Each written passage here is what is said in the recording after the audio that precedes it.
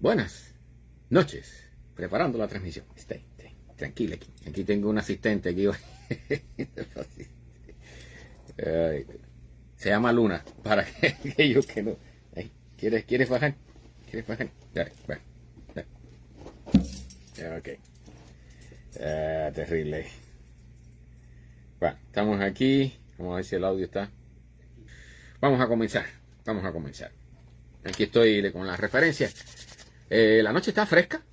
Y bueno, como decía, hoy felicidades a todos los que llegaron después. Bueno, día de San Valentín, 14 de febrero, día del amor oficialmente, porque ahora le agregaron amor y la amistad. Y bueno, todos sabemos por qué es eso, ¿no? Un poco más de billete para los que venden cosas. Y aquí hay colecciones de gente en las carreteras por ahí vendiendo globitos y florecitas y cosas. Bueno, buena suerte a todo el mundo. Vamos a comenzar entonces. Hay unas cuantas noticias de agujeros negros, de astronomía con agujeros negros. Si se han dado cuenta, he hablado mucho de eso en los últimos programas y parece que los astrónomos están muy puestos. O sea, esto es un resultado también del famoso telescopio nuevo, el James Webb, que definitivamente está logrando detectar cosas muy interesantes. Y por supuesto van a salir muchas noticias al respecto, ¿no? Eso sin hablar que aquí trae una noticia de que el Observatorio Europeo Austral, el Observatorio Europeo que está en Chile, esa gente tienen, Carlos Andrade, bienvenido, buenas noches, desde Ecuador.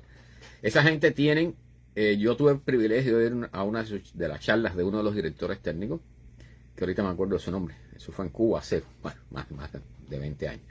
Pero esa gente tienen 4 telescopios de 8 metros. Entonces tienen un sistema de interferometría que es una cosa increíble, es súper alta precisión, mueven unos espejos y logran acoplar los 4 telescopios como si fueran uno solo. Entonces se logran cosas importantes, aquí hay una noticia al respecto.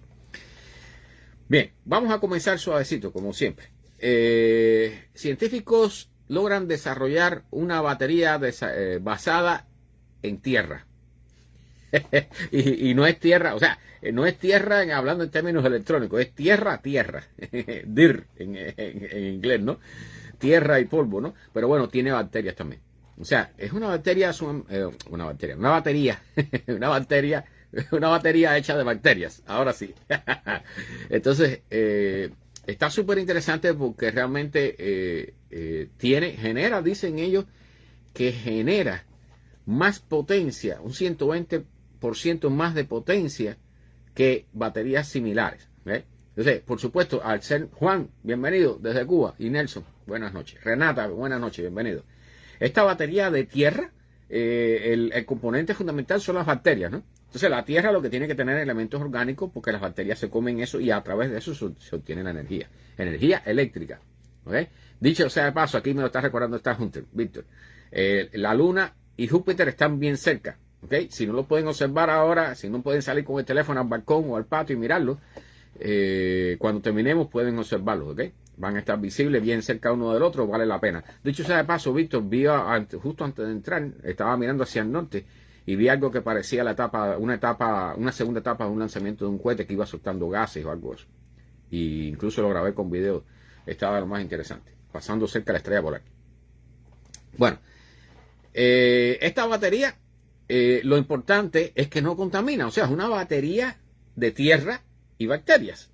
¿Okay? Entonces no solo trabaja cuando el terreno está húmedo, sino también cuando el terreno está seco. O sea, esto es una maravilla, ¿no? Lo que hay que ver, bueno, por supuesto, no creo que se pueda escalar para destinar todo tu patio a generar energía eléctrica, pero lo importante de esto es que no contamina. ¿Okay? Entonces, hay muchos sistemas, por ejemplo, en la agricultura que necesitan sensores en donde se está cultivando. Entonces, eso a veces necesitas o poner un sistema con baterías o llevar electricidad hasta el lugar donde están los sensores. Entonces, con esto no hace falta. O sea, este es un sistema. Juan Carlos, bienvenido, buenas noches. Desde Uruguay, bienvenido. Y Alejandro, creo que hay otro Alejandro por ahí, ya no sé cuántos Alejandros tengo acá en el grupo. Bueno, la cosa es que esta batería es prácticamente infinita. O sea, mientras tenga bacterias vivas allí y mientras tenga carbono, o sea, sustancias con carbono o sustancias orgánicas, pues va a estar trabajando y generando electricidad. O sea, no es una electricidad que vaya a alimentar una casa, por supuesto, pero sí para aplicaciones en el campo, en lugares donde se requieran sensores para chequear el agua, o sea, la humedad de los cultivos y esas cosas. Trabaja perfectamente. Entonces, y bueno, quién sabe, quizás en el futuro esto pueda llevarnos a algo, a un tipo de batería mucho más potente que pudiera ser batería orgánica propiamente hablando, ¿no? O sea, es una batería que no contamina. Recuerden que si ponemos baterías de litio, y yo les voy a decir un dato, por ejemplo, que escuché hace muchos años, las baterías secas que nosotros usamos, que ahora no sé si tengo una por aquí, creo que no. Las baterías secas, esas AA, AAA, esas cosas, una batería AA tenía la capacidad, si tú la tiras al agua, de contaminar 500 metros cúbicos de agua. ¿Okay? O sea, imagínense ustedes cuántas baterías ustedes han tirado a la basura. Cuántas baterías secas cada uno de nosotros tirado a la basura. Y multiplique eso por 500 metros cúbicos de agua. Y ya sabemos la idea, tenemos la idea de cuánto hemos contaminado por nuestra cuenta. O sea, eso sin hablar de la parte industrial, ¿no? Entonces, realmente esta es una ventaja porque es una batería que no contamina. O sea, no son baterías de litio ni nada por el estilo. Si hay algún problema, no hay fuga de unos químicos peligrosos que vayan a contaminar los sembrados, ni el agua, ni nada por el estilo. Incluso la pueden dejar ahí porque es una batería absolutamente reciclable. ¿Ves? Repito, una batería hecha de tierra, compuestos orgánicos y bacterias. Entonces, no esperemos algo súper grande de esto, pero es un avance interesante. Bueno. Aquí encontré un anuncio y como siempre trato de traer alguna noticia de medicina. En Australia hay una zona que se llama Inner Sydney. O sea, en la ciudad de Sydney parece que hay algún lugar que le llaman interior de Sydney o algo así. Y allí había mucha transmisión de SIDA. ¿Okay? Es una zona donde habitan muchas personas que son homosexuales o bisexuales y cosas por el estilo. Y el nivel de transmisión ahí estaba horrible. Y dicen que ahora, ya en las últimas datas de los últimos 10 años, la última década, han logrado reducir los contagios de SIDA en un 88%. O sea, es el primer lugar en el planeta, en el mundo, que se acerca, que alcanza el objetivo de las Naciones Unidas para aniquilar el SIDA. ¿Ok? O sea, como y particularmente la cifra que habían puesto en el año era el 2030, ¿no? Y ya lo están logrando ahora en el 24, así que se han adelantado 6 años. Por supuesto, esto me imagino que llevará vigilancia continua, ¿no? Porque a la vez que se relajan, puede ser que las cosas vuelvan a explotar, ¿no? Pero es una buena noticia. Esperemos que esto para el resto del mundo pueda llevarse a cabo también, ¿no? Particularmente África, que está bien mal con este tipo de enfermedad. Bueno, el rascacielos más alto de los Estados Unidos. Este es un tema que es interesante desde el punto de vista científico. A mí no me llama mucho la atención los rascacielos ni nada de eso. Y más bien son, al igual que los cruceros, por ejemplo, los cruceros son una isla de contaminación, pero horrible. Y los rascacielos tienen también su onda. No sé si saben que el famoso rascacielos este que está en Manila, bienvenido, buenas noches. El famoso rascacielos que está en Abu Dhabi, es el rascacielos más alto del mundo, en Califa, ¿no? Bueno, ese rascacielos con mucho brillo, mucho lujo, ventanas de cristal, más alto del mundo, mucha propaganda, muchas cosas, muchas oficinas, pero eso no tiene un acueducto para evacuar las aguas negras. ¿Ok? O sea, en Abu Dhabi no hay acueducto. Allí, el rascacielos más importante del planeta, el más famoso, el no sé qué, el más lujoso, pero la caca hay que sacarla en camiones. Entonces eso tiene una fila de camiones pipa allá abajo parqueadas, de camioneros que se meten a veces 2 y 3 días parqueados allá abajo esperando para recargar la caca. ¿Okay? O sea, las aguas negras y por supuesto también las grises. Y entonces eso, descargarlos en otro lugar.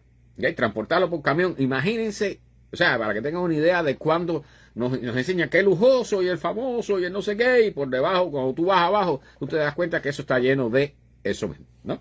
Bueno, aquí en los Estados Unidos están pidiendo permiso para hacer el rascacielos más alto y no va a estar en Nueva York. No va a estar en Nueva York, ni tampoco en Chicago. Va a estar en la ciudad de Oklahoma.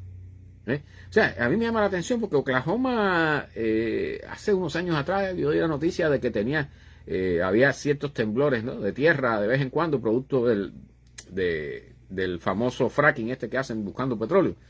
y habían algunos temblores hasta de categoría 3. Entonces, no sé, pero bueno, plantean, la idea es poner 3 torres, cada una de 105 metros, que son 345 pies, y una cuarta, que es para la que están pidiendo permiso ahora. Están tratando de modificar el permiso para que va a tener 581 metros de altura, o sea, 1907 pies. Entonces, se va a llamar la Torre Legendaria. Bueno, por supuesto, tienen que ponerle el nombre que le tienen que poner, ¿no? Para que sea bien. Y sería el edificio más alto en el hemisferio occidental. Por supuesto, el califa tiene el récord mundial, ¿no? Y pasaría a ser el 5.º edificio más grande del mundo. Dicho sea de paso, le batería el récord por encima del el World Trade Center, el edificio del World Trade Center que existe actualmente, ¿no? En Manhattan. Así que, dicho sea de paso, las autoridades de la ciudad dicen que o sea, que no va a ser fácil pedir permiso porque ellos están pidiendo un cambio del permiso. Entonces le van a decir, no, si para poner un rascacielos aquí, Jesús, bienvenido, buenas noches. Para poner un rascacielos aquí en Oklahoma, vas a tener en esa zona, vas a tener que pedir un permiso diferente y cambiar la zonificación y todo eso. Y ya ustedes saben lo que eso significa, ¿no? Aquel que haya construido alguna vez sabe muy bien lo que eso significa. Bueno, por primera vez se ha logrado decodificar textos. Escuchen esto, textos de los famosos rollos herculeanos. ¿Okay? O sea, ¿recuerdan aquella erupción enorme que acabó con Pompeya y toda esta gente? Ahí se encontraron unos rollos de papiro que estaban, por supuesto, quemados. ¿Okay? Porque cuando suceden, o sea, lo que sucedió, por ejemplo, en esta ciudad, tras la erupción del Vesubio, lo que baja, es esa masa que baja, no es lava, lo que estamos hablando, es lo que se llama un flujo piroclástico. ¿Sí? Lo que baja es a velocidades enormes, es aire caliente, súper caliente, con polvo de tierra. Bienvenido, Gilad, bien, buenas noches. ¿Okay? Con polvo de roca hirviendo del pozo, bienvenido, buenas noches. O sea, el flujo piroclástico es una de las cosas más peligrosas que hay en las erupciones volcánicas. Cuando ustedes vean eso que baja, que parecen nubes de polvo que van bajando, eso no es polvo, eso es ceniza volcánica ardiendo con un aire que está a temperatura de más de 1000 grados Celsius. ¿Okay? Está bien caliente. Y lo que coge, eso es instantáneo, la muerte es instantánea. ¿Okay? Entonces, en este caso, se encontraron en estas ciudades que fueron afectadas por esto, los famosos rollos. Leonardo, bienvenido, buenas noches. Y Mecho, buenas noches, Mecho. Hacía rato que no te extrañamos el domingo. Bueno, los rollos herculeanos son rollos de papiro que se quemaron con esto, ¿okay? Pero conservaron su forma. O sea, son rollos, pero por supuesto, si los tratan de estirar para tratar de leerlo de alguna forma, lo que tuvieran escrito, se van a romper. Entonces, han desarrollado toda una tecnología con rayos X y un montón de cosas más, y con fotografía, para hacer una fotografía en 3 dimensiones y tratar de estirar fotográficamente estos rollos herculeanos, ¿okay? Estos rollos de papiro quemados. Y entonces acaban, y por supuesto usando inteligencia artificial, eso no hay que mencionarlo, acaban de descifrar varios de estos papiros. Y entonces, bueno, incluso hay, o sea, se ganaron un premio porque había un premio, o sea, sacaron más de 2000 caracteres, los primeros pasajes de estos papiros, de estas historias. Y dicen que se llevaron el premio de $700,000 que había para aquellos que primero lograran descifrar el 85% de los caracteres de 4 pasajes continuos, ¿okay? Dentro de un mismo rollo. Entonces, aquí hay imágenes de los rollos y todo eso, que por supuesto ustedes no van a poder ver, pero pueden buscar la noticia, o sea, yo se las mando si les interesa. ¿Okay?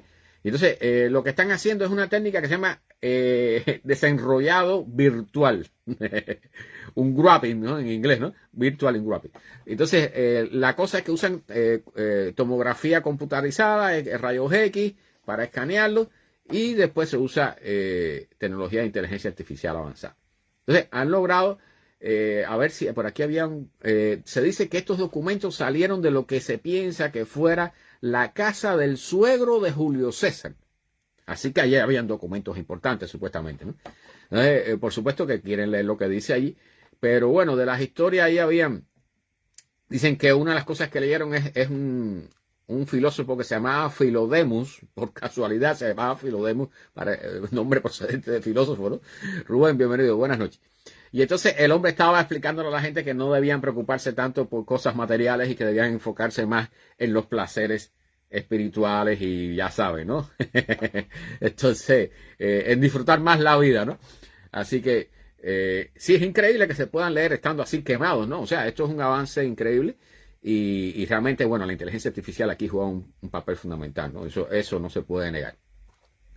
Sí, de la era de Roma, Mecho. Sí, es de cuando la erupción del Vesubio, pero cuando pasó Pompeya, ¿ok?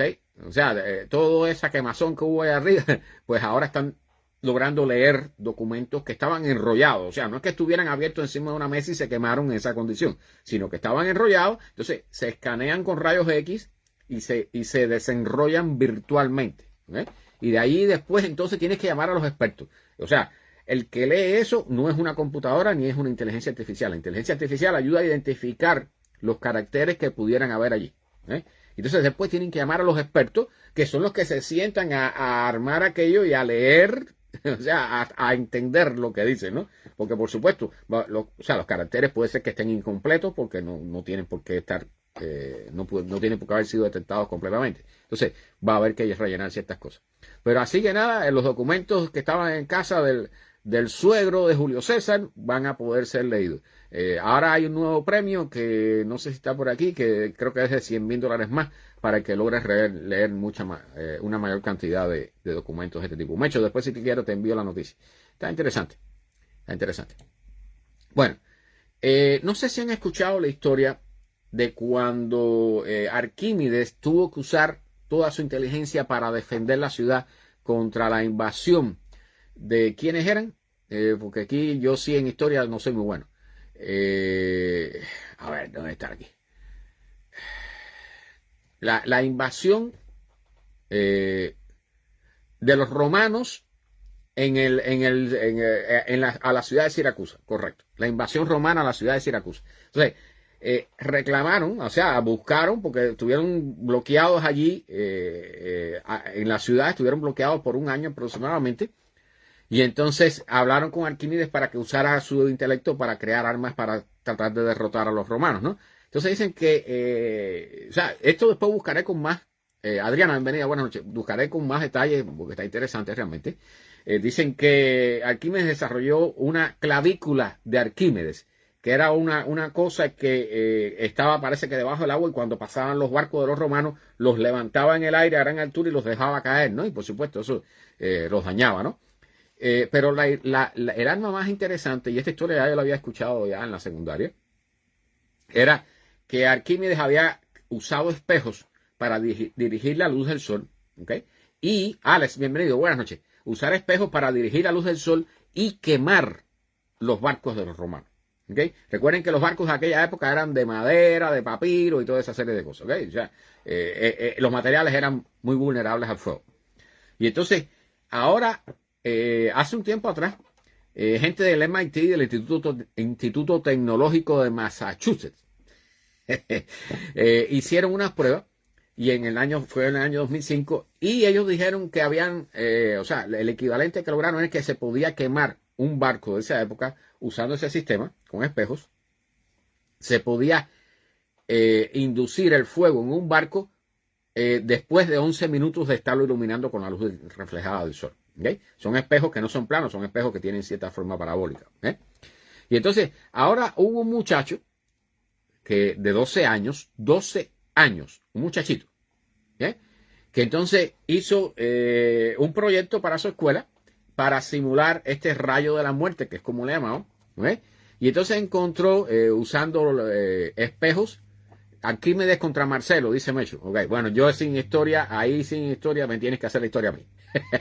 Pero bueno, la cosa es que este muchachito, usando 3 espejos más pequeños a escala y con luces LED, logró, con luces LED de 50 watts, ¿okay? Logró incrementar la temperatura de lo que serían los barcos, de lo que estaría él simulando los barcos, en 2 grados Celsius, que son 3,6 grados Fahrenheit, por cada espejo que adicionara. O sea, usaba 3 y se podía poner un cuarto. Entonces ya con un cuarto espejo podían elevar la temperatura de estos supuestos barcos hasta 8 grados Celsius, 14 grados Fahrenheit. Entonces, por supuesto, si usas la luz del sol, el sol es mucho más potente, entonces tenía la posibilidad de prender fuego a las embarcaciones. ¿Okay? O sea, no ha habido prueba ninguna en la historia, no hemos encontrado ni los espejos, ni nada de eso. Está la historia escrita y entonces por eso es que ha llegado hasta nosotros, pero no hemos encontrado ninguna huella real, algún artefacto que nos diga que eso tuvo lugar, ¿no? Pero los científicos, y bueno, ahora este muchachito de 12 años, que dicho sea de paso, que ha estado haciendo pruebas para demostrar esta idea, ¿no? Que no está nada mal, por lo menos para la época, ¿no? Y dicen que al muchachito le dieron el premio de la medalla de oro de la Feria de Ciencias, el Physical Science Times Ballet Science, también la medalla de oro de Ingeniería y la Librería Pública de Londres, el premio de la Librería Pública de Londres por inspirar a niños el interés en la ciencia y la tecnología. Bueno, 12 años, miren, estaban haciendo mucho más que yo, porque yo con 12 años, ¿qué yo estaba haciendo? Yo estaba haciendo mis cositas, ¿no? O sea, yo casi me prendo candela. Y hay una historia que tiene que ver, bueno, estaba yo en la secundaria, era adolescente. Nos enseñaron, el maestro nos enseñó la historia aquella de generar hidrógeno con ácido clorhídrico y unos peles ¿de qué cosa eran? De zinc, unas granallas de zinc. Y yo me llevé varias de esas granallas de zinc y conseguí en Cuba lo que se llamaba el salfumante, que era ácido clorhídrico diluido, y un globo, que en Cuba conseguir un globo costaba trabajo. Y entonces me puse de acuerdo con un muchachito y nos fuimos tres amiguitos, nos fuimos para su casa, que tenía una sala de lo más grande y una mesa de madera lo más buena, y conseguí una probeta, un tubo de ensayo, no sé qué, y bueno, echamos el ácido, eché las granallas de zinc, inmediatamente lo tapé con el globo. Y el globo, por supuesto, como el ácido estaba medio diluido y el globo estaba nuevo y no se estiraba, porque aquello quedó un globito así, lleno de hidrógeno.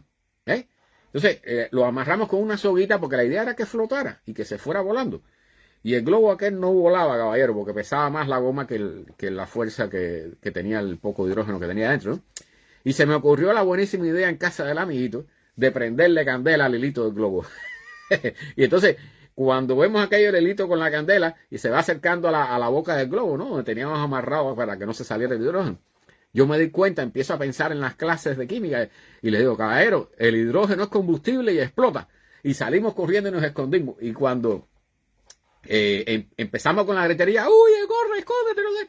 Y el globo, cuando llegó la candela, el globo salió como un globo que se desinfla, salió volando, pero entonces el hidrógeno que se iba quemando era una llama amarilla de este largo así atrás del globo, aquello parecía un cohete volando por toda la sala de la casa. Y en eso sale la mamá que había escuchado los gritos y viene y se asoma y ve aquello y le da un grito y casi se desmaya. Y más nunca me dejaron entrar a esa casa. Pero bueno, esa fue otra historia. Esa es una historia de mi época. Bueno, muchas personas no saben que Einstein tuvo que correr, tuvo que huir de Europa, no solo de Alemania, ¿no? O sea, él tuvo que huir de Europa porque lo estaban cazando. O sea, los nazis lo tenían en la lista negra. Osvaldo, bienvenido, buenas noches. Junto con un montón más de científicos y de gente importante, los nazis no creían en nadie, ¿no? Entonces, Einstein tuvo que mandar a su esposa por delante hacia el Reino Unido. Dice Carlos Andrade que me perdí mi premio a la inspiración, sí. Bueno, la cosa es que Einstein tuvo que salir huyendo de Europa. O sea, estuvo un tiempo escondido en Europa, un tiempo, no sé cuánto, no sé si dice aquí, unas semanas. Bien, y en ese tiempo, o sea, Einstein siempre estuvo hablando de pacifismo, pero en ese tiempo se dio cuenta, y por eso es que él después, por ejemplo, hace la carta al presidente de los Estados Unidos pidiéndole que pusiera dinero en el proyecto para desarrollar la bomba atómica, porque él se dio cuenta que con los nazis no iba a haber arreglo. Entonces, yo no sé si era Mileva en esa época, Carlos, no sé. Debe haber sido, ¿no? Pero no sé, él cambió, bueno, no lo dice aquí, no sé si lo dice aquí. Bueno, la cosa es que él le tenían puesto un precio a su cabeza, los nazis. Le tenían puesto 1000, bueno, me imagino, no sé si serán florines, no sé cuál era el dinero que había en Alemania en aquella época. Bueno, ellos le confiscaron hasta el violín. O sea, los nazis entraron en su apartamento, en todo, hasta el violín se lo quitaron, ¿no? Y él tuvo que salir huyendo, por supuesto. Entonces le tenían el precio de 1000 monedas estas alemanas por su asesinato, por su cabeza. ¿Bien? Entonces, es importante, o sea, realmente las personas no tienen idea, por ejemplo, en el caso del mismo caso de Einstein, ¿no? O sea, son personas que son pacifistas, son científicos que han hecho avanzar el mundo. Creo que el otro caso era Heisenberg, creo que fue, que murió en las trincheras en la Primera Guerra Mundial. ¿Veis? O sea, si mal no recuerdo, no les garantizo que sea el personaje, que si mal no recuerdo es él. Que, o sea, una de las personas más brillantes, una de las mentes más brillantes de la humanidad, terminó de soldado en las trincheras de la Primera Guerra Mundial y terminó muerto allí. ¿Okay? O sea, ¿cuánto beneficio pudo haberle dado al planeta si no hubiera participado en la guerra, ¿no? Si no hubiéramos tenido la guerra? Entonces, realmente, las guerras, bueno, son un problema. Bueno, hablando del famoso LK99, no sé si recuerdan que lo he mencionado otras veces, el famoso superconductor a temperatura ambiente que crearon marcos alemanes, dice Rubén Martí, gracias. 1000 marcos alemanes. Bueno, por la cabeza de Einstein, No sé, ajustado por la inflación, no sé cuánto sería ahora, sería interesante ver cuánto estaban ofertados. Bueno, ¿recuerdan el famoso superconductor de temperatura ambiente que inventó un trío de personajes, de científicos de esto, de Corea del Sur? El LK99, que bueno, salió a la luz, hubo tremendo escándalo, todo el mundo hizo pruebas y nadie obtuvo los resultados que se esperaban.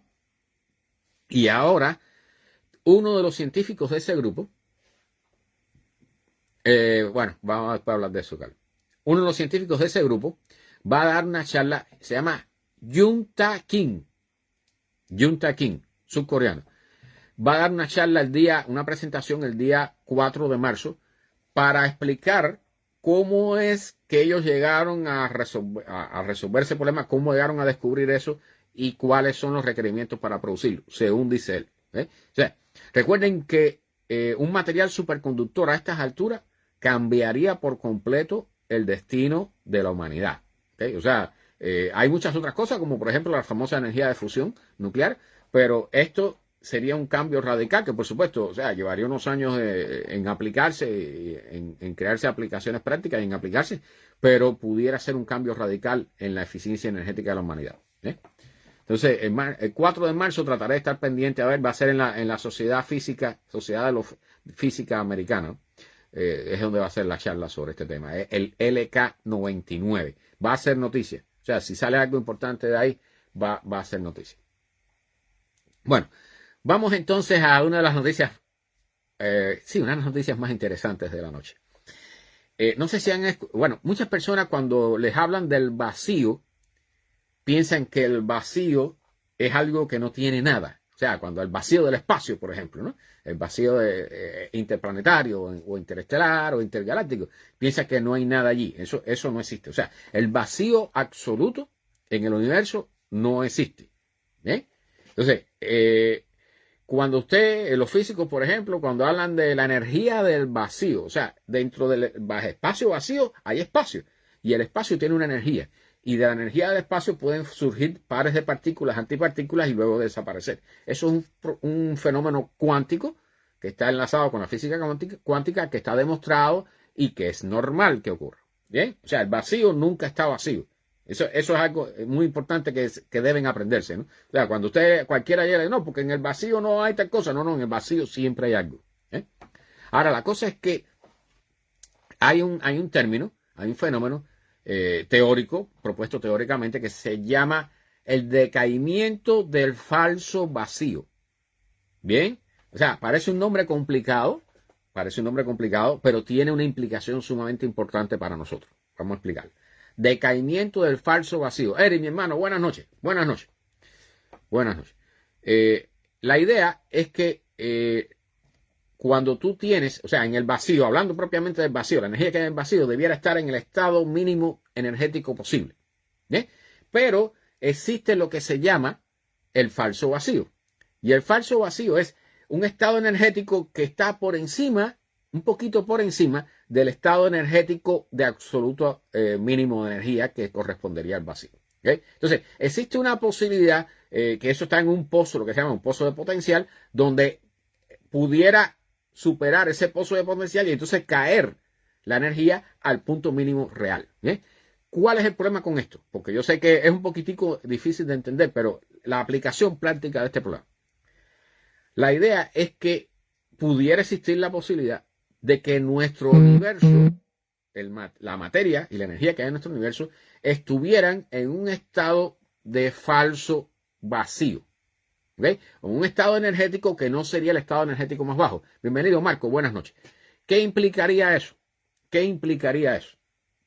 Que existiría una posibilidad bien remota, pero existiría una posibilidad de que en algún punto de nuestro universo, que es bien enorme, en algún rinconcito, hubiera una oscilación cuántica que alterara, o sea, que disparara en alguna zona específica, pequeña, específica del universo, donde allí el falso vacío decayera a vacío real y esa zona comenzara a expandirse y produjera un colapso a un vacío real, a una caída al vacío real, a todo el resto del universo. Bien. Eso, para muchos, bueno, ¿y qué? ¿Y qué pasa con...? Bueno, lo que sucedería con eso, pudieran suceder muchas cosas. Las posibilidades que sucedieran, si eso sucediera alguna vez, ¿bien? Dicen, a ver, aquí están anotados, es que las tengo, ¿dónde están? Caramba. Bien, una de las posibilidades es que el universo por completo colapsara. Bien, o sea, lo que es la materia como tal, por ejemplo, dejara de existir. ¿Okay? No sería otro Big Bang, Carlos, ¿okay? No sería otro Big Bang, sino que pasaría toda la energía en el universo, pasaría a un estado diferente y toda la materia, por ejemplo, una posibilidad es que toda la materia bariónica, la que nos compone a nosotros, la que compone a todo lo que usamos, dejara de existir, por ejemplo. Eso sería un fenómeno que se propagaría a la velocidad de la luz. Bien, así que cuando nos diéramos cuenta ya lo tendríamos arriba, ¿no? Como dicen algunos. Entonces, hay varias posibilidades para ello. Hay varias posibilidades.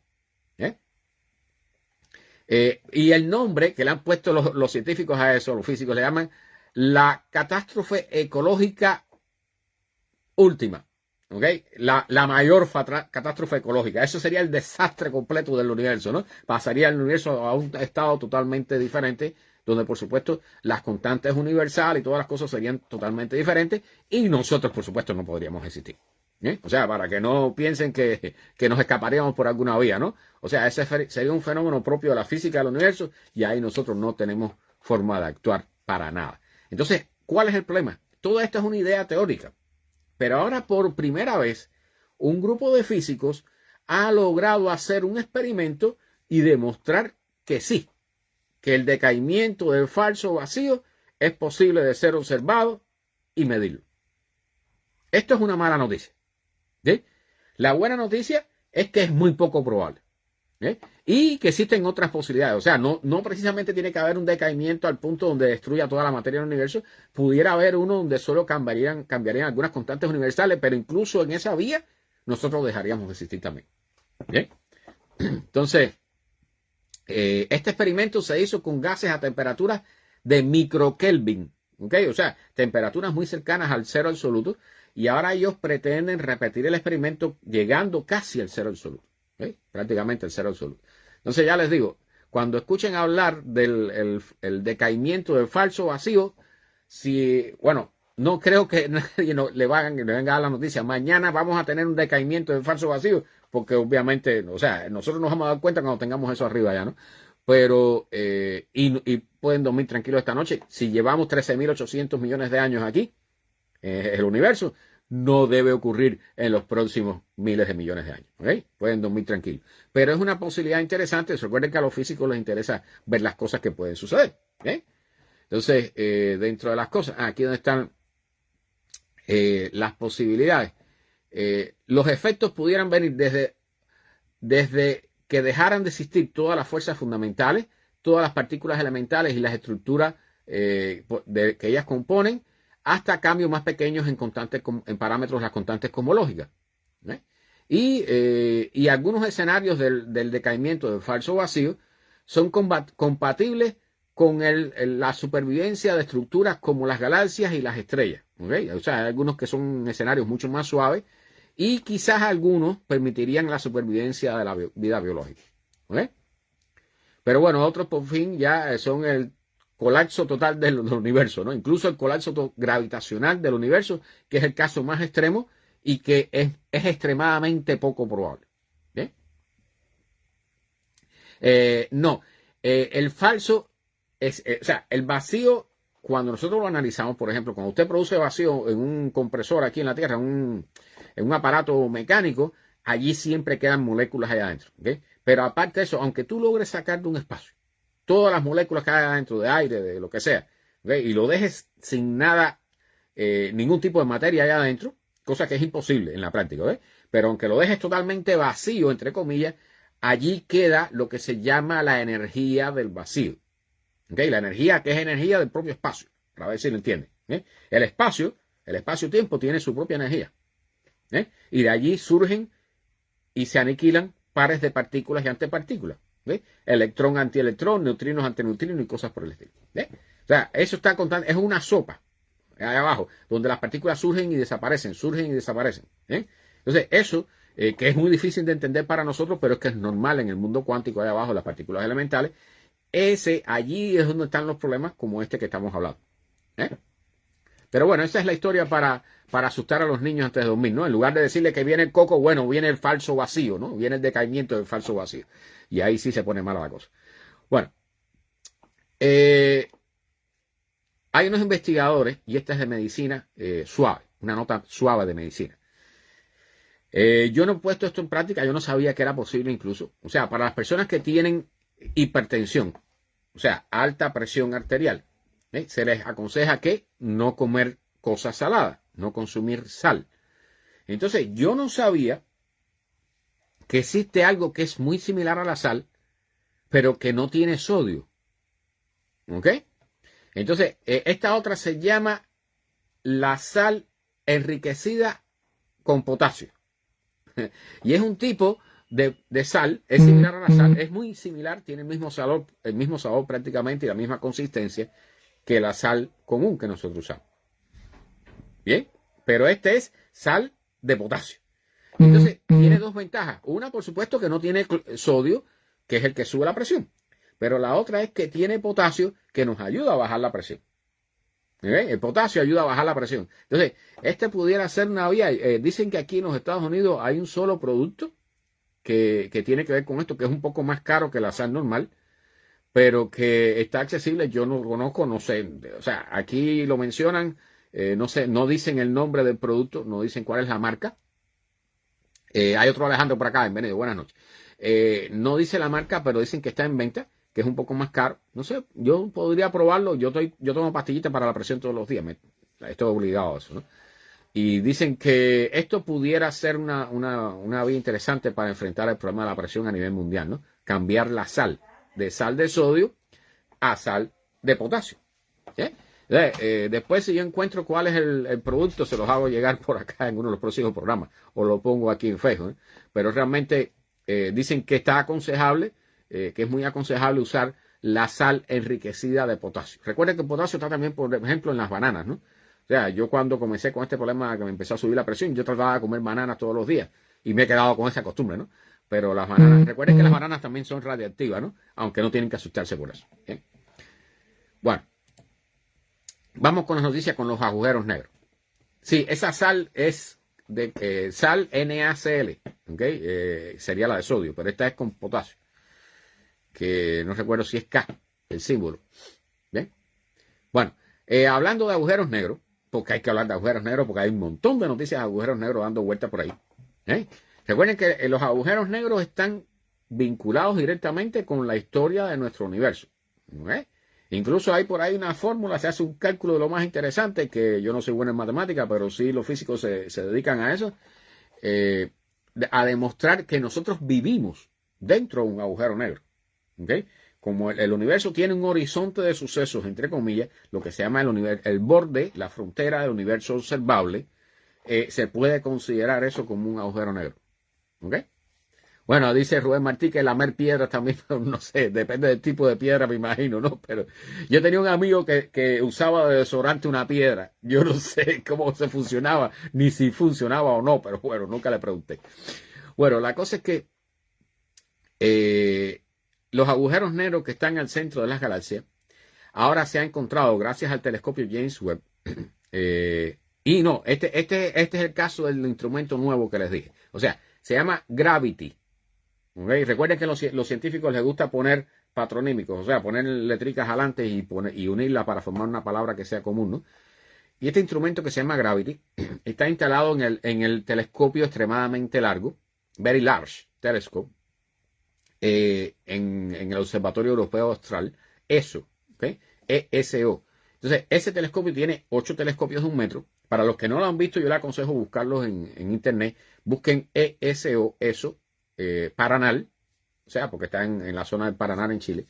Y entonces, esos 4 telescopios de 8 metros se unen mediante un sistema de interferometría súper exacto. Eso es una cosa, eso es una obra, una de las maravillas de la humanidad, ¿okay? Para decirlo así. Yo quisiera ir algún día. Entonces, cuando tú combinas estos 4 telescopios de 8 metros, tú obtienes, a ver dónde está el dato que lo tengo anotado por aquí, obtienes el equivalente a un telescopio de 130 metros de diámetro. Una barbaridad. Entonces, gracias a eso, ellos han logrado medir, o sea, ver un cuásar, o sea, una galaxia que tiene un núcleo activo. Sí, eso exactamente, Carlos.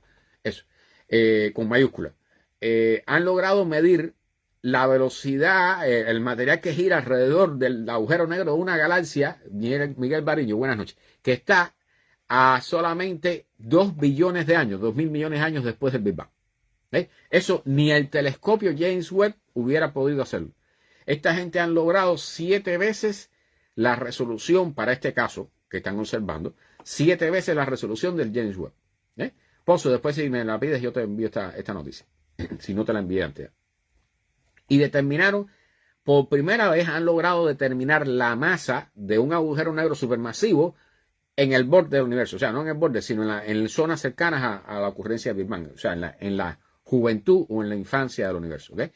Este agujero negro tiene 300 millones de masas solares.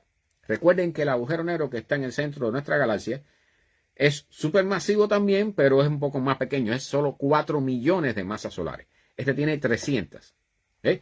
Entonces, lo que han logrado medir, porque después de medir eso, logran medir la masa también de la galaxia y encontraron que el agujero negro está por debajo de la masa que debiera tener para la relación normal que tiene la masa entre los agujeros negros y la galaxia en donde se encuentra. ¿Okay? O sea, el agujero negro supermasivo que está en el centro de las galaxias tiene siempre una relación determinada con la masa de la galaxia en la cual está metido. ¿Okay? Y en este caso, ahora por primera vez logramos medir una galaxia, la relación entre el agujero negro y la galaxia que lo aloja, bien cercana al nacimiento del universo. Y resulta que ahora que el agujero negro está por debajo de la masa que debiera tener. Entonces, esto nos ayuda a tener una idea de cómo evolucionaron las galaxias y qué se formó primero. Recuerden que el miércoles pasado le hablé de la famosa idea esta, ¿no? ¿Qué fue primero, el huevo o la gallina? Bueno, aquí es qué fue primero, la galaxia o el agujero negro. Y eso es extremadamente importante para todos los estudios que tienen que ver con la cosmología, o sea, con la historia, el nacimiento y la historia del universo. Entonces, esto nos acerca un poquitico más a tener una idea. Y dicho sea de paso, cuando nos vamos yendo a observar cosas tan lejanas, por ejemplo, esto estaba en un redshift creo que de 2.3. Redshift es una medida de lejanía, para decirlo así, ¿no? Para no explicar muy lejos las cosas. Pero si nos vamos a observar objetos, procesos que están ocurriendo, por ejemplo, en una galaxia, a un redshift de 9, entonces ahí hay que incluir los parámetros, los valores que tendrían que ver con la fórmula de la relatividad de Einstein. Y entonces lo que aquí, en nuestro universo alrededor, cercano a nosotros, un proceso que demore, digamos, 10 días, cuando tú lo observas a esa distancia, el tiempo se dilata y se hace más lento. Y entonces demora un día. O sea, lo que tú ves aquí, en un proceso de 10 días, allí necesitas 100 días para poder ver todo el proceso. ¿Bien? O sea, 10 días aquí equivalen a ver un día allá.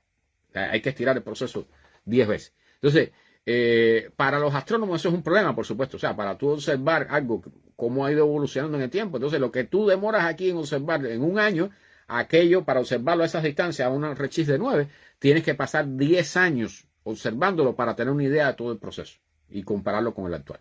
¿Ve? O sea, para que tengan una idea de cuáles son los trabajos que pasan los astrónomos, que son bastantes. Bueno, China. China, me imagino que ya habían oído hablar del famoso Hyperloop de Elon Musk, que por supuesto había que mencionarlo. Él planteó la idea de este tren que iría, Mecho, después podemos hablar porque digo eso. Este tren que iría por dentro de un tubo para extraerle el aire al tubo y hacer que el tren pudiera ir más rápido, ¿bien? Y viajar a velocidades extremadamente rápidas. Él propuso esa idea, incluso creo que fundó una compañía o algo parecido. Aquí fundaron una compañía para eso. Y la compañía quebró. No sé si fue el año pasado o antes pasado. Pero los chinos y los europeos sí están puestos para eso. ¿Ves? Entonces, la idea que dio Elon Musk la están desarrollando ahora, por ejemplo, los chinos. Entonces, la noticia es que el Hyperloop chino acaba de batir un récord de velocidad de 623 kilómetros por hora. ¿Okay? O sea, la idea es, ya les digo, un tubo de metal o de concreto en el cual se rebaja la presión atmosférica, entonces se reduce la resistencia al aire que va a tener el tren que se va a mover allí, por lo tanto la velocidad puede ser muy alta. ¿Bien? Entonces, ahora acaban los chinos en este recorrido de un hiperloop de verdad, pero que tiene solamente 2 kilómetros de largo. Acaban de lograr una velocidad, como dije, de 623 kilómetros por hora, que son 387 millas por hora. Eso es bastante rápido. Y la cosa es que ellos quieren seguir mejorando el récord y están pensando en desarrollar este sistema hasta alcanzar primeramente 1000 kilómetros por hora, 620 millas por hora. Imagínense viajar dentro de un tren en un tubo a 1000 kilómetros por hora. ¿Okay? Eso es casi, está un poquito por debajo de la barrera del sonido, pero es el equivalente a volar en un avión. ¿Okay? De hecho, los aviones actuales vuelan a 800 kilómetros por hora, o sea, no vuelan tan rápido. Pero dicen que en el futuro pudieran llegar a tener velocidades de este tren de hasta 4000 kilómetros por hora. 2485 millas por hora. Así que, vaya, nada más que por si tienen duda de que el otro récord, el récord anterior estaba en manos del Departamento Técnico de la Universidad de Múnich en julio de 2019, 463 kilómetros por hora. Así que los chinos van quemando, pero rápido, en este tema. ¿Bien? Van rápido. No, nuestra masa se comprimiría si chocamos con algo, te lo garantizo. A esa velocidad no queda nada. O sea, este es un tren que llaman maglev. O sea, sí, por supuesto, desplazaría la aviación, pero es importante. O sea, esto es como una línea de tren, es una tubería que hay que sacarle el aire.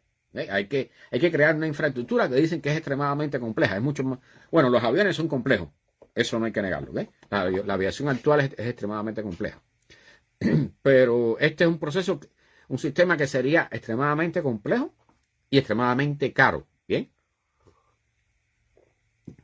Y por supuesto, en caso de un terremoto o algo de eso, pues ya saben, ¿no? No hay, vamos hacia el próximo aeropuerto, no, ahí se rompe el tubo y el que cogió en el medio, pues hasta ahí quedó, ¿no? Bueno, hay un concurso, pudiera ser por debajo del mar, pues, pudiera ser. O sea, la idea actual es por encima de la tierra, pero eso puede ir bajo tierra, donde quiera que tú puedas crear una tubería con el ancho requerido y que esté estable, ¿no? Bueno, la carrera Arctic Man, que la hacían en Alaska, una carrera esta que es parecida a la de los perros, ¿no? Pero esto es con trineos de estos motorizados o con esquíes, que se hacía todos los años. Este año la cancelaron. Dicen que, bueno, parece que hay problemas entre los organizadores y el gobierno de Alaska que no dio los permisos. Hay toda una tremenda bronca ahí por los permisos y parece que no se pusieron de acuerdo. Así que lo cancelaron. Si alguno de ustedes quería ir a correr en esta competencia helada en Alaska, pues ya saben que no van a poder ir. Bueno, se fueron los patrocinadores, se fue todo el mundo, ¿no? Pero estas carreras son bastante fuertes, ¿no? Particularmente bajo las condiciones climáticas actuales. Bueno, otra noticia de astronomía. el mapa más detallado del cielo en rayos X acaba de salir. Hay más de 900.000 estrellas, galaxias y agujeros negros revelados en esta imagen, ¿no? Entonces, la cosa, el telescopio, dicho sea de paso, este telescopio de rayos X se llama E-Rosita, como rositas de maíz, pero con una E adelante. E-Rosita. Los astrónomos son muy buenos poniendo nombres. Y bueno, aquí hay más de 900 objetos, 900.000 objetos, 700.000 agujeros negros supermasivos y otros objetos exóticos. ¿Por qué es importante tener un mapa en rayos X del cielo? Que dicho sea de paso, todas estas historias, o sea, todo este tipo de fotografías o de mediciones que se hacen en el cielo con rayos X y cosas por el estilo, partieron de la tecnología militar. ¿Okay? O sea, las primeras imágenes que tuvimos o las primeras vez que capturamos eventos súper energéticos en el espacio fueron con satélites que estaban destinados a detectar lanzamientos o de misiles balísticos intercontinentales o de explosiones atómicas aquí en la Tierra, ¿no? Y cuando de momento pasaba algo en el espacio, pues los satélites lo detectaban y así comenzamos a tener idea de que estas cosas también ocurrían allá afuera. ¿Sí? La cosa es que este telescopio detectó, dicen que, bueno, tienen aquí una cifra que me poso, yo no sé si esto será real, 170 millones de fotones de rayos X fueron detectados por este telescopio y ello permitió detectar 900.000 objetos que emiten rayos X. ¿Por qué son importantes los telescopios de rayos X en el espacio? Porque los objetos de mayor intensidad, ya sea gravitacional, de intensidad, los eventos más energéticos en el espacio, generan rayos X. Por ejemplo, en la materia que está cayendo alrededor de un agujero negro, que va cayendo cuando tienen en el fregadero de su cocina, que está yéndose el agua, que forma una espiral. Bueno, en el agujero negro, la materia cae también en forma de espiral, forma lo que se llama un disco de acreción. ¿Ve? Y entonces la materia, como va cayendo allí y va acelerándose, comienza a rozar una con otra y se calienta. Y cuando se calientan allí, como las energías que están envueltas y las velocidades son tan altas, se calientan a altísimas temperaturas y generan rayos X. Y esa es una de las formas que tenemos de detectar los agujeros negros supermasivos. ¿Bien? Entonces, gracias a este tipo de telescopio, ahora tenemos un catálogo mucho más amplio de objetos, particularmente objetos como los agujeros negros supermasivos, y hemos encontrado, increíble, un puente de gas entre dos galaxias que están a bastante distancia entre sí. A ver si está el dato por aquí. Porque el universo tiene lo que le llaman la web, la telaraña del universo. O sea, las galaxias se van poniendo, no están regadas por allí arbitrariamente, sino que se van poniendo en forma de filas, como filamentos, como si fuera una telaraña. No exactamente, pero parecido. O sea, unos filamentos. Y entonces en el centro casi no hay nada. Y en los filamentos están abultadas la mayoría de las galaxias. Entonces, ahora encontraron aquí, gracias a este telescopio, una de estas nubes de gas que une a dos galaxias, que se piensan que esas nubes de gas que unen a las dos galaxias sean uno de esos filamentos que forman la parte más alta, ¿no? La escala más alta de las estructuras del universo. Bien, cuerpos humanos en descomposición. No sé si sabían que existen, bueno, científicos que se dedican a descomponer cuerpos humanos que han sido donados para la ciencia. O sea, usted puede poner, no solo que done los órganos, usted puede donar su cuerpo entero, ¿no? Entonces, cuando usted hace eso, una de las vías que puede su cuerpo terminar es esta, en que usen tu cuerpo para ponerlo en algún lugar a descomponerse, para ir tomando muestras y ir analizando cuáles son los pasos de la descomposición y tener una mejor idea para cuando, por ejemplo, desaparece, secuestran a una persona o lo matan y lo tiran y lo esconden en algún lugar, lo tiran en medio del bosque, pues cuando la persona, el cadáver, es encontrado, tienen que venir expertos para determinar qué tiempo lleva ese cadáver ahí, ¿verdad? Entonces, la única forma de averiguar eso es poniendo cadáveres en esas condiciones y ver cómo van descomponiéndose y qué tiempo demoran en descomponerse. Entonces, eso se hace todo el tiempo. ¿Okay? O sea, hay lugares, incluso aquí, por ejemplo, en Estados Unidos, hay parcelas de tierra que están destinadas exclusivamente a este tipo de estudios, donde se dejan allí cuerpos de animales y de personas a descomponerse y los médicos y los científicos van allí cada cierto tiempo a investigar y a recoger datos. Por supuesto, el olor ahí no debe ser muy sabroso, que digamos, ¿no? Pero bueno, la cosa es que ahora han encontrado, en medio de estos procesos, de estos estudios, encontraron que hay una flora de hongos y bacterias que es muy propia de la descomposición de la carne humana. ¿Qué quiere decir esto? Que donde quiera que esté el cadáver, o sea, en cualquiera de las 4 estaciones, lo pones en invierno, en verano, en primavera, en otoño, lo pones en lugares muy calientes, o en lugares muy fríos, o en lugares templados, y todos terminan generando una flora similar de hongos y bacterias. ¿Okay? Ellos mencionan aquí que dentro de esa flora, por supuesto, hay algunos que están comiendo la carne, que están descomponiendo la carne, pero hay otros que incluso usan el cuerpo humano en descomposición como una forma de, como un lugar donde vivir, ¿okay? Como un lugar de abrigo, de protegerse y de vivir. Entonces hay de todo metido allí. Pero la cosa es que dicen ellos que han descubierto por primera vez que esa flora está compartida por todos. O sea, no está claro de dónde proviene. O sea, piensan ellos que quizás los insectos puedan servir para trasladar a estas bacterias, a estos hongos de un cuerpo que se esté pudriendo a otro, que se esté descomponiendo. O quizás, bueno, quién sabe, a lo mejor están dentro de nuestros intestinos y salen a la luz cuando cuando morimos, ¿no? Pero sí, ponen letreros, o sea, todas esas zonas están delimitadas por cerca y hay letreros ahí de que hay experimentos que están corriéndose, ¿no? Y por supuesto hay cadáveres allí, por supuesto eso ya es permiso de la policía y todo ese tipo de cosas. Bueno, el agujero negro de nuestra galaxia, que como les dije, tiene 4 millones de masas solares, o sea, hay que coger 4, en realidad es 4.3, la última cifra que escuché, 4.300.000 estrellas como nuestro Sol y ponerlas todas en un solo lugar. Bien, se genera un agujero negro de tipo supermasivo. Dicho sea de paso, el de nuestra galaxia, ese agujero negro no es de los más grandes. ¿Okay? Está en un tamaño ahí más o menos promedio, tirando a pequeño. Pero en este caso ahora hemos logrado medir, tener una idea de cuál es la velocidad de rotación de nuestro agujero negro, el de nuestra galaxia, no nuestro, porque no es de nosotros, el de nuestra galaxia, que tampoco es de nosotros.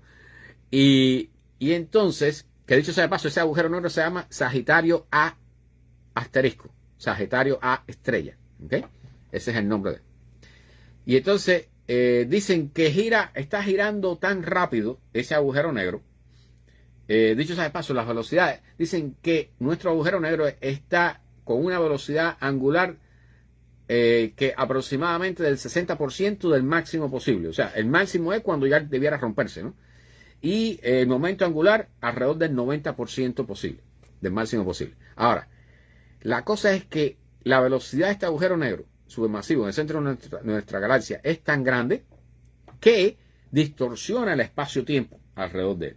¿Okay? Recuerden que los objetos con grandes masas generan distorsiones muy significativas que pueden ser visibles.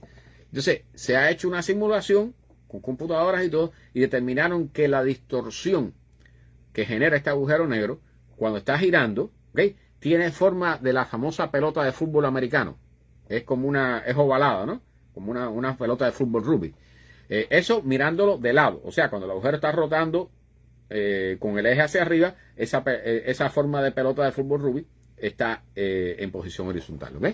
Y eso es la zona donde, por supuesto, si entra una nave allí o una estrella o lo que sea, termina siendo destruida completamente, ¿no? O sea, de eso no hay duda. Está distorsionado por completo el espacio-tiempo. Bien.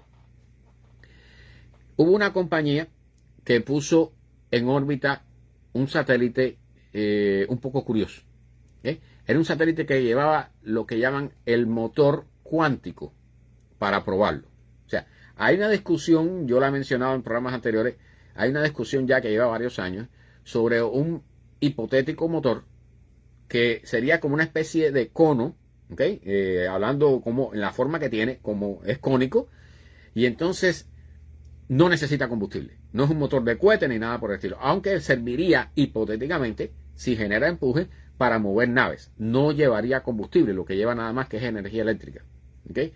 Y entonces, este famoso EM Drive, que es como se le conoce primariamente, han habido pruebas aquí en la Tierra, pero no ha habido conclusiones definitivas, no ha habido nada que demuestre que realmente funciona.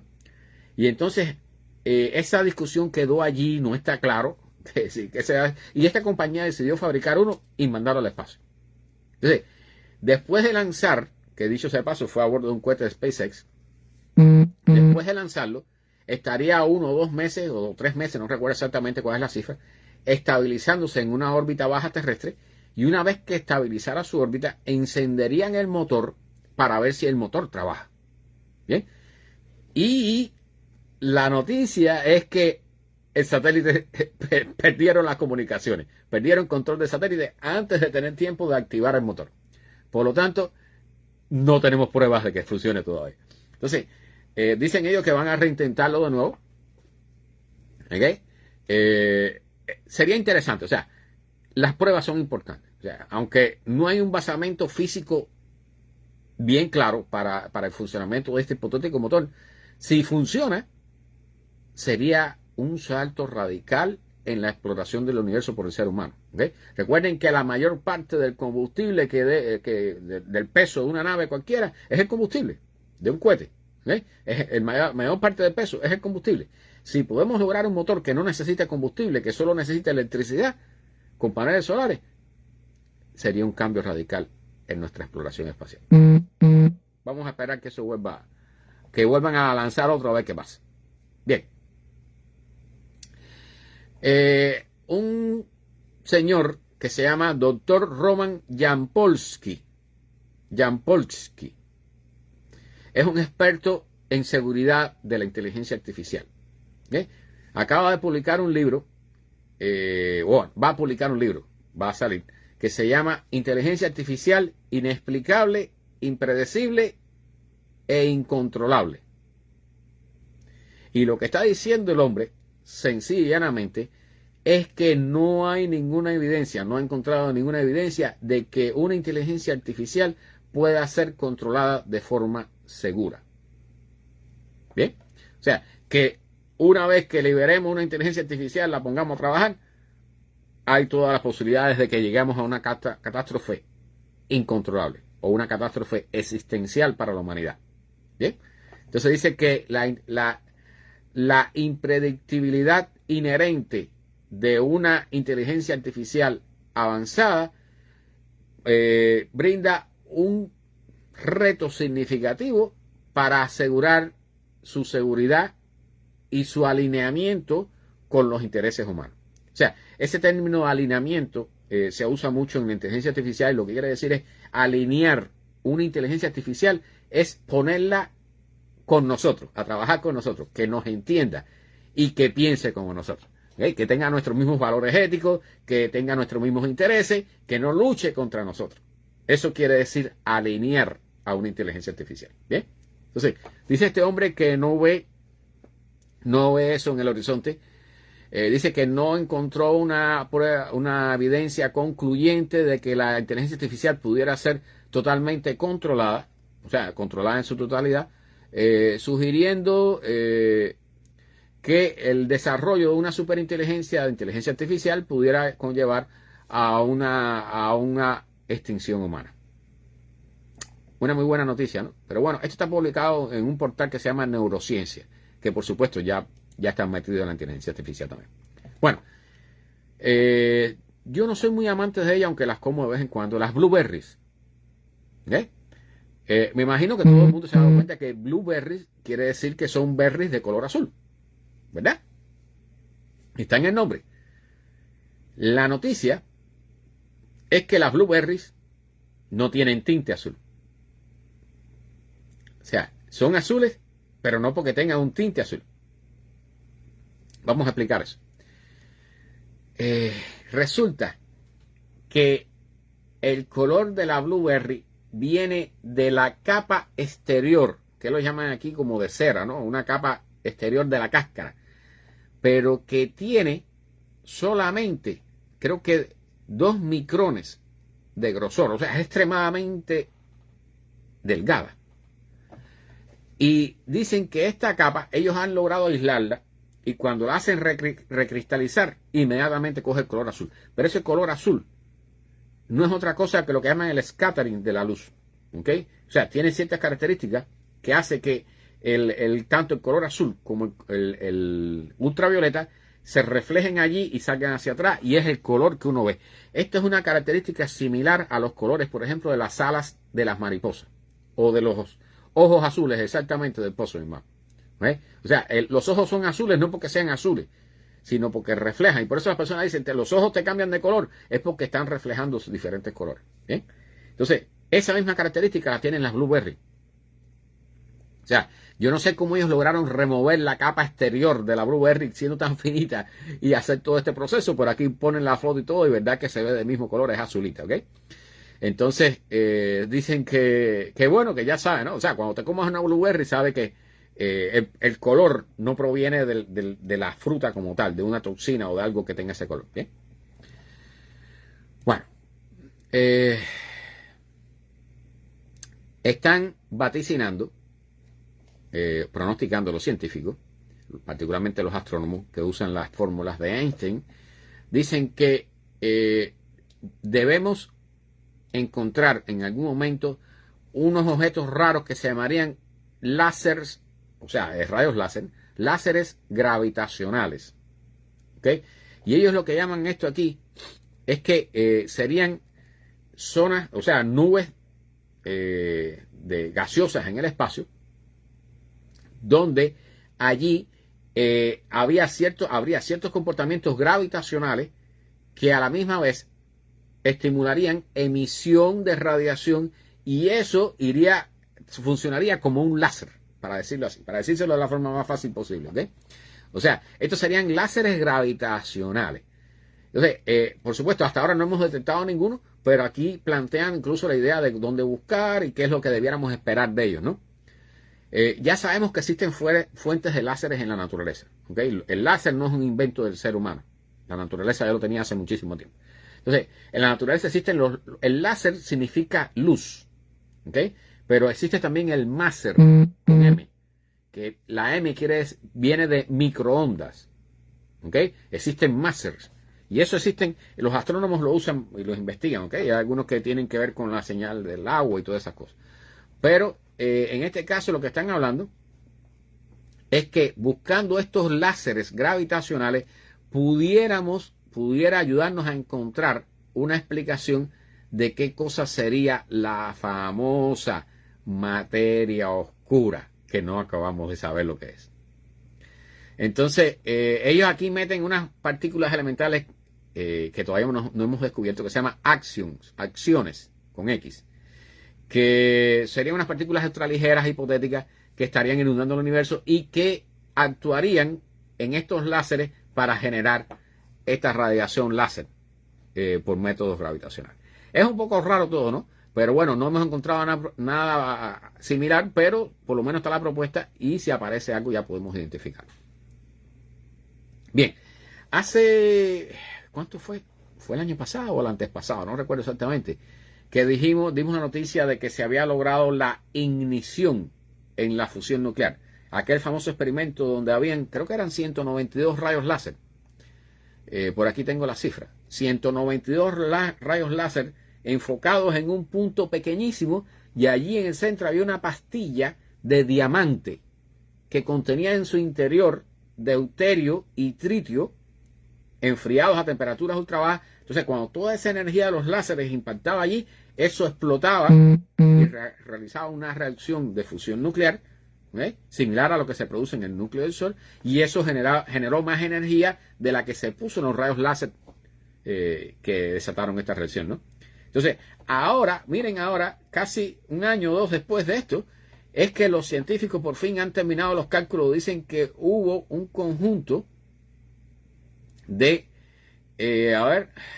¿dónde está la cantidad de científicos? Porque realmente 1.370 investigadores de 44 instituciones internacionales han estado trabajando con fórmulas y todo eso, analizando esto para demostrar no solo que funcionó, sino tratar de explicar cómo funcionó. Este pudiera ser un paso importante para desarrollar generadores eléctricos a base de fusión, ¿no? Estas terminales de fusión, pero bueno, reactores de fusión, pero esto todavía está en un futuro un poquito lejano, ¿no? Por lo que parece.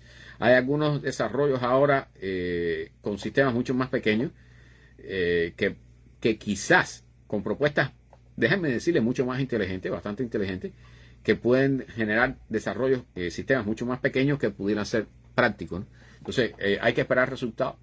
Quién sabe, a lo mejor en el futuro podemos resolver con esto energía prácticamente gratuita. ¿Okay? Recuerden que es el mismo mecanismo que usan las estrellas para generar las energías como el Sol, por ejemplo, ¿no? La energía que nos llega hasta aquí. Bueno, hay otra noticia sobre la carrera entre los agujeros negros y las galaxias. Pozo, después no sé si te envié esta, si no te la envío. La cosa es que el James Webb Telescope, el supertelescopio de la NASA, este sí ha estado haciendo observaciones de galaxias cercanas al nacimiento del universo. ¿Ok? Y entonces dice que, a ver dónde están los resultados, que los agujeros negros supermasivos que están en el centro de estas galaxias han actuado como unos amplificadores para acelerar el desarrollo de la galaxia. ¿Okay? O sea, para acelerar el desarrollo de la galaxia lo que implica es generar un mayor nacimiento de estrellas, una mayor cantidad de estrellas que nacen. ¿Okay? Por ejemplo, nuestra galaxia actualmente, la Vía Láctea, se estima que aquí nacen entre 4 a 10 estrellas por año, cada año. ¿Okay? O sea, es una cantidad. Recuerden que nuestra galaxia tiene 100.000, 200.000 millones de estrellas. ¿Y cuántas estrellas nacen en nuestra galaxia? Entre 4 a 10 todos los años. La cantidad es ínfima. ¿Okay? Pero el proceso de formación de una estrella, recuerden que es un proceso bastante largo, ¿no? O sea, es un proceso que requiere bastante energía y tiempo. Bien. Vamos con la próxima. A ver por acá. Oh, esta es una noticia. La USDA, una de las agencias, Astronomía Canela, bienvenida, buenas noches. Cristi, buenas noches, bienvenida por acá. Esta agencia de los Estados Unidos, que la USDA, no sé si es de droga, no sé, o de agricultura, no sé qué cosa es, tengo que buscar el significado, ha aprobado unas plantas de petunias para la venta al público. Pero no son petunias normales. O sea, bueno, sí lo son. Son petunias que cuando tú las ves de día son normales. La cosa está en cuando es de noche. Generan luz, igual que las luciérnagas, una luz verde, igual que la de las luciérnagas. O sea, son unas petunias que han sido modificadas genéticamente. ¿Recuerdan toda la gente que hay por ahí en contra de los tomates modificados genéticamente, o de la fruta, o de lo que sea, del maíz y todo eso? Bueno, eso se está haciendo en todos lados. Y nosotros lo hemos hecho a lo largo de la historia también. Y estas petunias, estas plantitas, de noche, bueno, le llaman petunias fireflies, o sea, petunias bichito, ¿no? Y entonces la cosa es que cuestan las preórdenes de esta compañía para obtener una plantita de esta, cuesta $29 la preorden, $29, ¿ok? Son plantas que puedes tener en tu casa, no requieren un cuidado extra, o sea, son plantas normales. Si tú quieres que brillen más de lo normal, aconsejan ponerles una cáscara de plátano cerca, porque la cáscara de plátano libera el gas con el que se hace madurar al plátano, el etileno, y eso le acelera el metabolismo de la planta y hace que brille más. ¿Okay? Pero la foto está lo más bonita. Mecho, yo sabía que esto te iba a interesar. O sea, las plantas brillan más en donde están saliendo los brotes de las hojas nuevas y en los bordes de las hojas. Entonces dicen que si logras acelerar el metabolismo con una cáscara de plátano, por ejemplo, y cosas por el estilo, el brillo que te dan de noche es el equivalente al de la luna llena. ¿Okay? Es bastante brillante. O sea, no es que es un brillito de eso tenue, no, son bien brillantes. ¿Okay? Así que ya saben, si la quieren comprar, es hora de ordenarla en preorden. No la van a recibir de inmediato. $29 por petunias firefly. Están bonitas, vale la pena verla. Bien, científicos a lo mejor, parecen haber encontrado accidentalmente un reservorio de magma en una zona de Alaska donde no hay volcanes. Entonces, esto está bajo tierra, por supuesto. ¿Okay? Esto está debajo del monte Denali, que creo aquí dicen que es el más alto de los Estados Unidos. Creo. El pico más alto en Norteamérica es el monte Denali, que se conocía normalmente como monte McKinley. Pero ¿cuál es el problema? Que los geólogos asumían, o sea, lo lógico es pensar que este monte, el monte Denali, debiera ser un volcán. Pero no lo es.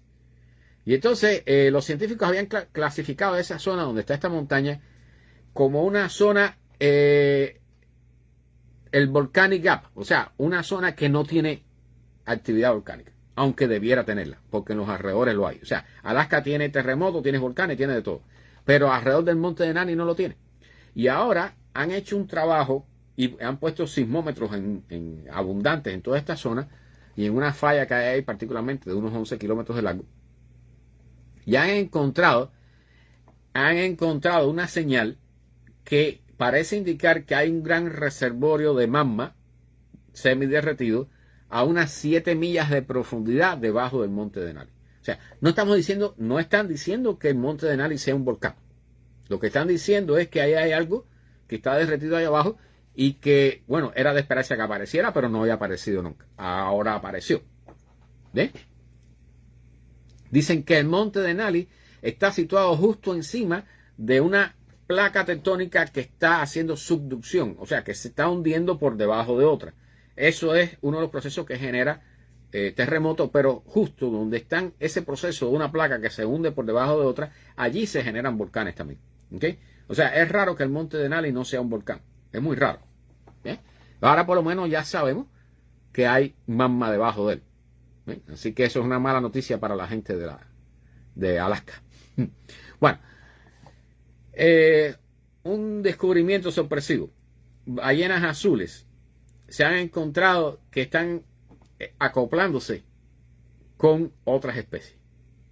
Y bueno, particularmente la especie que ellos mencionan aquí, no sé cómo hacer la traducción al español. O sea, las ballenas azules del norte Atlántico, que el nombre científico es Balaenoptera musculus musculus. Musculus musculus, qué curioso. Se están acoplando con unas especies de ballenas que son vecinas de ellas, fin whales, o sea, ballenas como de aleta, ¿no? Balaenoptera physalus es el nombre científico. Entonces, ¿cuál es la cosa que han encontrado? Y la conclusión que han sacado los científicos. Mari, bienvenida, buenas noches. La conclusión que han sacado los científicos es que las ballenas azules están acoplándose con estas otras ballenas porque no tienen muchas posibles compañeras. Rosario, buenas noches, bienvenida. O sea, están incrementando la posibilidad de tener hijos, ¿ok?, con una especie cercana a ella. Que dicho sea de paso, y también plantean aquí en el estudio, o sea, cuando tú unes, por ejemplo, un burro con un caballo, sale una mula, ¿no? Y esa mula no puede tener hijos, está estéril, ¿bien? Entonces, aquí debiera suceder lo mismo, pero los científicos, precisamente, una de las cosas que le ha llamado la atención es que, y han hecho este estudio, es que han encontrado descendientes de esta mezcla de las dos ballenas, ballena azul musculosa con la ballena de aleta, Physalus, han encontrado que sí pueden tener hijos.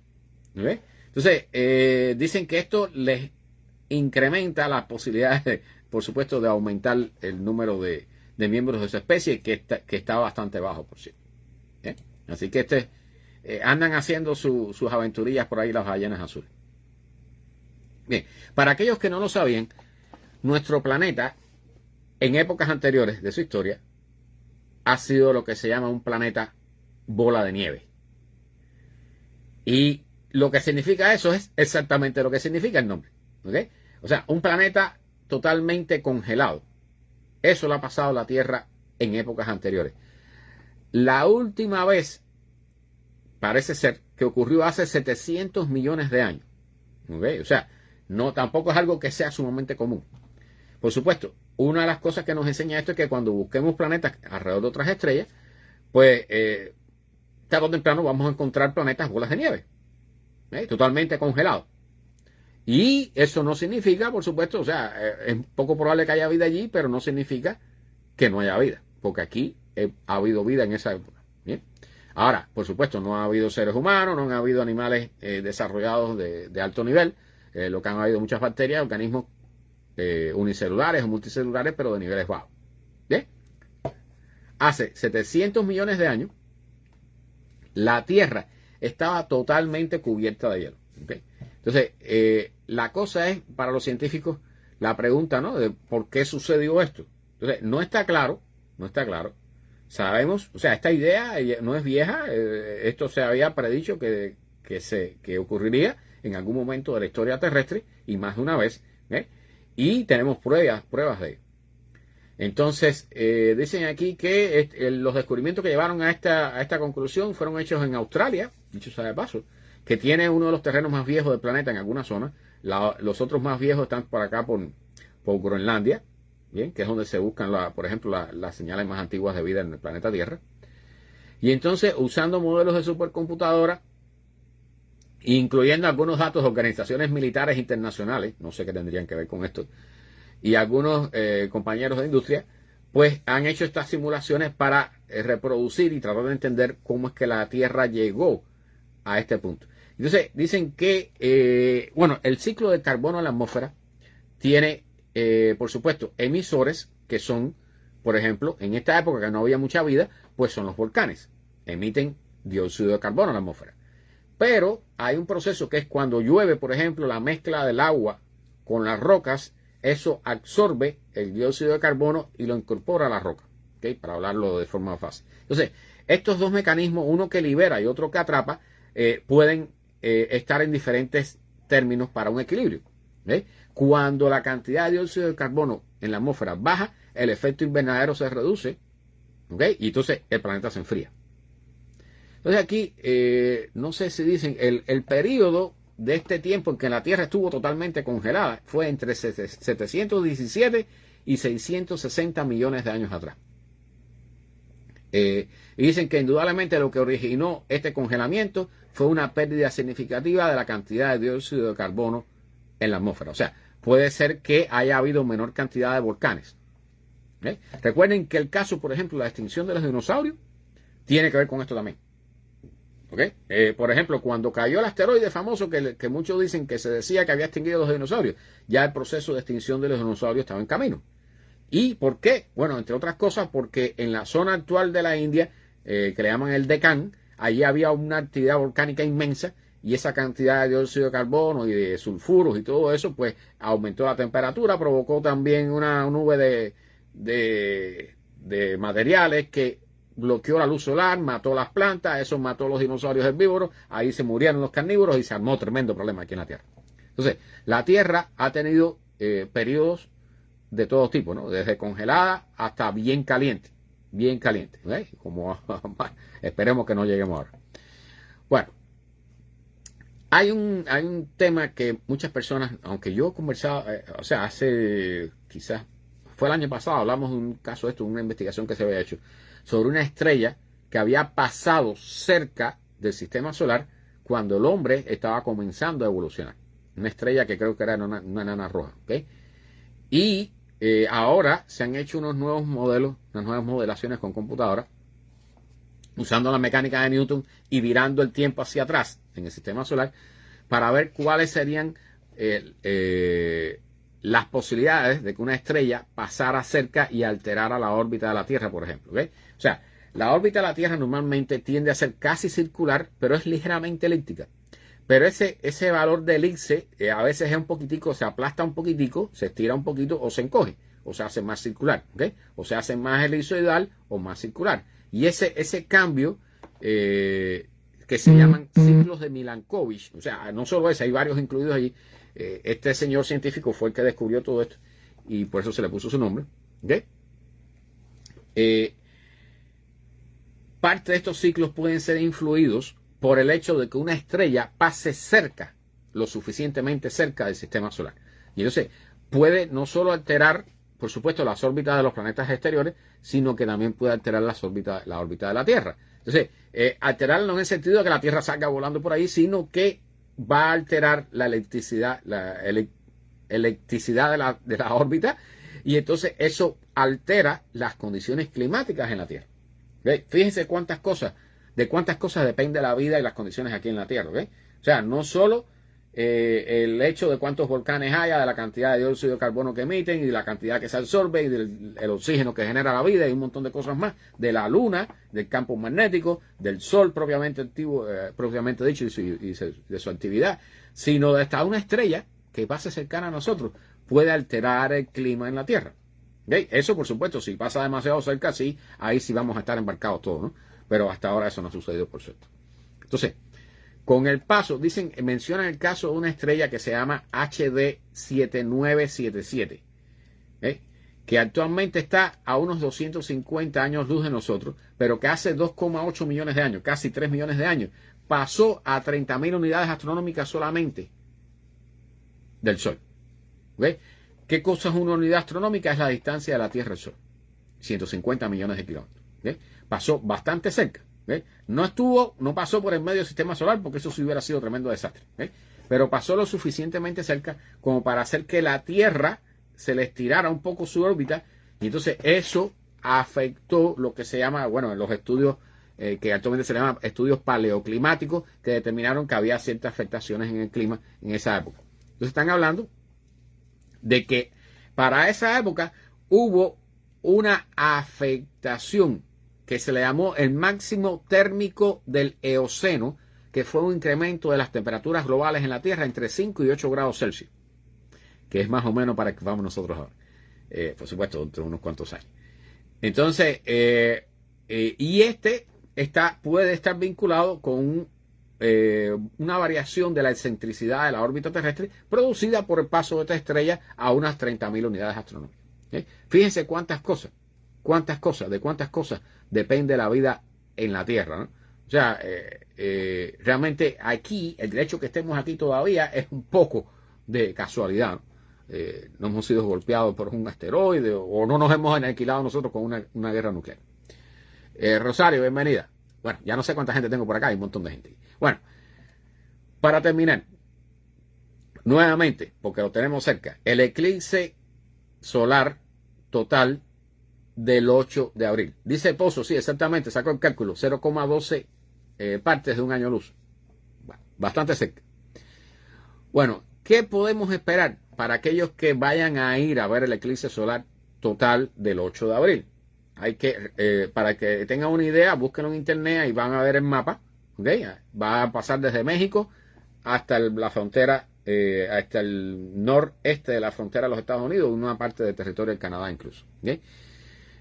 Hay varias cosas que se pueden ver durante un eclipse total. Por supuesto, contemplar el sol, ¿no? O sea, que dicho sea de paso, o sea, mientras no esté totalmente tapado por la luna, hay que usar unas gafas especiales, ¿ok? Porque te afecta la vista, te puedes dañar la retina, ¿bien? Por la intensidad de la luz solar. Una de las formas de observar es, por ejemplo, viendo las sombras de los árboles, ¿ok? O sea, entre las hojas de los árboles se crean huequitos y esos huequitos funcionan como una lente. Y cuando está el eclipse funcionando, el eclipse en su totalidad, usted va a ver en el piso la sombra, un montón de sombras del eclipse, de imágenes del eclipse, cada una procedente de un huequito diferente entre las hojas de los árboles. ¿Okay? Esa es una de las tantas formas de ver. Hay también, dicen, lo que se llaman unas bandas de sombra, que yo sí no sabía que existían, que son muy tenues, ¿okay? Pero que se producen producto de la polarización de la luz solar al pasar por la atmósfera terrestre. Y particularmente en el caso de un eclipse total, tienen este efecto que generan estas bandas de sombra. Ver la corona solar. Ahora el Sol, por suerte, está en un máximo de actividad. Entonces, en un máximo de actividad, la corona solar se expande y se hace más brillante. Entonces, cuando llegue el máximo del eclipse solar, cuando la luna tape completamente el Sol, el cielo se nos va a oscurecer. Vamos a ver la luna, si está visible, los planetas, las estrellas, vamos a ver como una especie de atardecer o amanecer, vamos a ver el cielo oscuro, vamos a ver el horizonte se va a ver brillante, porque usted va a estar solamente bajo la sombra de la luna, ¿bien? Pero hacia arriba, en donde está el Sol, va a haber el disco negro de la luna y alrededor esas cosas que parecen como, digamos, para poner un ejemplo, como alas de mariposa, hacia un lado y hacia el otro, que es la corona solar. ¿Bien? Y allí, conjuntamente con eso, va a poder ver también las prominencias y algunas llamaradas, unas cosas que tienen forma de llamas y todo eso, que son estructuras que salen de la superficie del Sol y que son primariamente de características magnéticas. ¿Ok? Exactamente, Carlos. Se pueden ver las estrellas en pleno día durante el eclipse. ¿Ok? Para aquellos que vayan a hacer fotos ya saben cuántas cosas van a poder atender. Y, por supuesto, vas a tener un amanecer o un atardecer, como quieras llamarlo, de 360 grados en el momento de la totalidad. Cuando nosotros estuvimos en Tennessee esperando ver el eclipse de 2017, se nos nubló. Y entonces no pudimos ver el eclipse, pero sí fue visible cómo la sombra de la luna venía entrando y se reflejaba en las nubes. Y se movía rápidamente, ¿ves? Entonces, pudimos ver por lo menos la sombra de la luna en las nubes. Esta vez esperamos poder ir y verlo allá. Recuerden que hay que ir hasta Texas o bueno, depende de su elección, si tienen familiares que viven en alguna zona más arriba. Pero recuerden, es importante, o sea, existe siempre la posibilidad de que se te nuble y entonces creo que el próximo eclipse es 2090 o algo de eso. O sea, está tan lejos que no esperen poder ver otro si se pierden este. ¿Okay? Así que es hora de prepararse para el eclipse del 8 de abril de este año. Eclipse total de sol. Vamos a dejarlo aquí, que llevamos hora y media dando cháchara. Espero que se hayan entretenido un poco, hayan aprendido algunas cositas con esta charla de hoy. Les agradezco a todos estar por acá, sintonizarse. Gracias por los likes, por los corazoncitos. Si tienen un chance, por favor, compartan, que siempre estoy seguro que hay muchas personas que les interesan los temas que conversamos acá. Recuerden que todos los miércoles estamos aquí a las 8 de la noche en vivo en Facebook, hablando de astronomía, ciencia y tecnología. Y los domingos a las 8 también en vivo por Facebook, hablando de el cambio climático. Bien, entonces, estas charlas se suben a Spotify en forma de podcast. Esta debo subirla mañana. Así que, y está puesto aquí en mi Facebook el enlace al podcast de Spotify, donde pueden ver todos los programas que hemos hecho desde hace ya, bueno, ya hay más de 50 programas creo que he puesto ahí ya. Entonces, gracias a todos. Para aquellos que se los perdieron, esto se queda grabado aquí en Facebook. Los que llegaron tarde pueden ver las noticias iniciales, le dan para atrás y se queda aquí grabado, ¿ok? Esto no se borra nunca. Saludo a todos. Gracias por estar por acá, por compartir este rato conmigo, que yo lo disfruto tanto como ustedes. Y nada, nos vemos el próximo domingo a las 8 de la noche hablando de cambio climático y después el próximo miércoles, como siempre, hablando de astronomía, ciencias y tecnología.